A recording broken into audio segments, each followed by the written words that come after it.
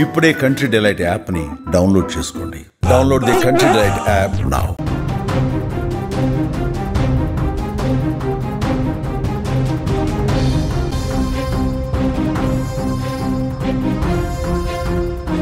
Big breaking news చూస్తున్నాం. BJP MP Raghunandan రావుకి మరోసారి బెదిరింపు కాల్స్ వచ్చాయి.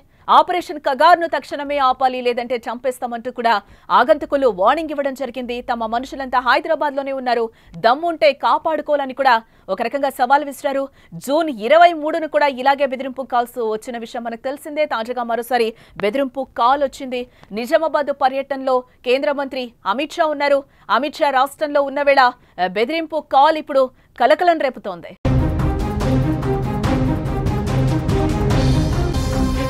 మెదక్ బీజేపీ ఎంపీ రఘునందన్ రావుకి మరోసారి బాంబు బెదిరింపు కాల్ రావటం ఇప్పుడు కలకలం రేపుతోంది. ఆపరేషన్ కగార్ను తక్షణమే ఆపకపోతే చంపేస్తామని కూడా వార్నింగ్ ఇస్తున్నట్లుగా తెలుస్తోంది. తమ మనుషులంతా హైదరాబాద్ లోనే ఉన్నారని, దమ్ముంటే కాపాడుకోవాలని సవాల్ విసిరారు. కాగా 2 రోజుల క్రితం హైదరాబాద్ లోని యశోద ఆసుపత్రిలో రఘునందన్ కాలికి శస్త్రచికిత్స చేయించుకున్నారు. అక్కడ చికిత్స పొందుతూ ఉండగానే ఈ ఫోన్ కాల్ వచ్చినట్లుగా సమాచారం. ఇదిలా ఉంటే జూన్ 23న కూడా ఇలాంటి బెదిరింపు కాల్సే రావడం జరిగింది. అప్పుడు కూడా ఆపరేషన్ కగార్ను ఆపాలి, లేదంటే సాయంత్రంలోగా చంపేస్తామంటూ కూడా ఓ నెంబర్ నుంచి కాల్ చేశారు. అయితే తనకు మొదటి బెదిరింపు ఫోన్ కాల్ రావడంతో తెలంగాణ డీజీపీతో పాటు సంగారెడ్డి, మెదక్ ఎస్పీలకు రఘునందన్ ఫిర్యాదు చేయడం జరిగింది. ఈ బెదిరింపు కాల్స్ పై క్షుణ్ణంగా దర్యాప్తు చేసిన పోలీస్ శాఖ ఆయనకు అదనపు భద్రత అవసరమని కూడా నిర్ణయించుకుంది. ఈ మేరకు రఘునందన్ రావుకు అదనపు భద్రత కల్పించాలని కూడా మెదక్ జిల్లా ఎస్పీలకు ఆదేశాలు జారీ చేయడం జరిగింది. ఇక ఇదిలా ఉంటే నిజామాబాద్ లో పసుపు బోర్డు ప్రారంభం నిమిత్తం కేంద్ర హోంశాఖ మంత్రి అమిత్ షా తెలంగాణకి రావడం జరిగింది. అమిత్ షా రాష్ట్రంలో ఉన్న వేళ రఘునందన్ రావుకు మావోయిస్టుల నుంచి బెదిరింపు కాల్స్ రావడం ఇప్పుడు తీవ్ర కలకలం రేపుతోంది.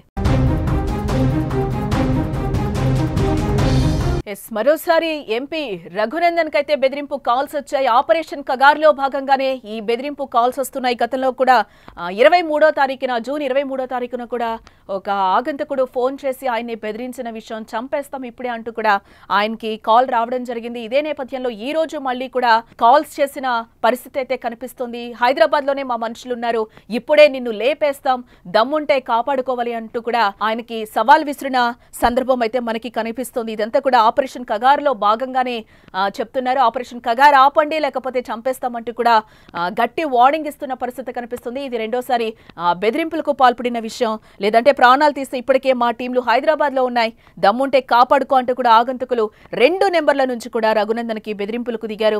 దీంతో అప్రమత్తమైన రఘునందన్ పోలీసులకు ఫిర్యాదు చేశారు. కేసు నమోదు చేసుకున్న పోలీసులు అయితే దర్యాప్తు ప్రారంభించినట్లుగా మనకి సమాచారం అందుతోంది. గత వారం కూడా బెదిరింపు కాల్ వచ్చిన విషయం మనకి తెలిసిందే. గత వారం ఎంపీ రఘునందన్ కు మావోయిస్టుల పేరుతో బెదిరింపు కాల్ వచ్చింది. ఈ రోజు సాయంత్రంలోగా నిన్ను చంపుతామని ఫోన్లో ఆగంతకుడు బెదిరించాడు. ఈ ఫోన్ కాల్ మావోయిస్టు పేరుతో మధ్యప్రదేశ్ నుంచి ఆగంతకుడు ఫోన్ చేసినట్లుగా పోలీసులు ఇప్పటికే గుర్తించారు. ఫోన్ కాల్ వచ్చే సమయంలో మేడ్చల్ జిల్లా దమ్మాయిగూడలోని క్రాంతికిన్ పాఠశాలలో ఓ కార్యక్రమంలో రఘునందన్ పాల్గొనడం జరిగింది. అలాగే బెదిరింపు కాల్తో అప్రమత్తమైన ఎంపీ రఘునందన్ రావు, రాష్ట్ర డీజీపీ, అలాగే మెదక్ ఎస్పీ, ఇతర ఉన్నతాధికారులకు ఆయన అప్పుడే ఫిర్యాదు చేశారు. పి రఘునందన్ ఫిర్యాదుతో పోలీస్ శాఖ ఉన్నతాధికారులు కేసు నమోదు చేసి దర్యాప్తు ప్రారంభించారు. ఈ నేపథ్యంలో రెండోసారి కూడా కాల్స్ చేసి ఆయనకి బెదిరించినట్లుగా కూడా ఆయన చెప్తున్న పరిస్థితి కనిపిస్తోంది. ఈ రోజైతే 2 నెంబర్ల నుంచి కూడా బెదిరించడం జరిగింది. ఇప్పుడే చంపేస్తున్నాం, దమ్ముంటే కాపాడుకోవాలి అంటూ కూడా ఒక స్ట్రాంగ్ వార్నింగ్ అయితే ఇవ్వడం జరిగింది. దీనికి సంబంధించి ఇంకేం జరుగుతాయి అనేది కూడా ఆసక్తి నెలకొంది. ఈ నేపథ్యంలోనే రఘునందన్ రావుకి భద్రతను పెంచినట్లుగా కూడా తెలుస్తోంది.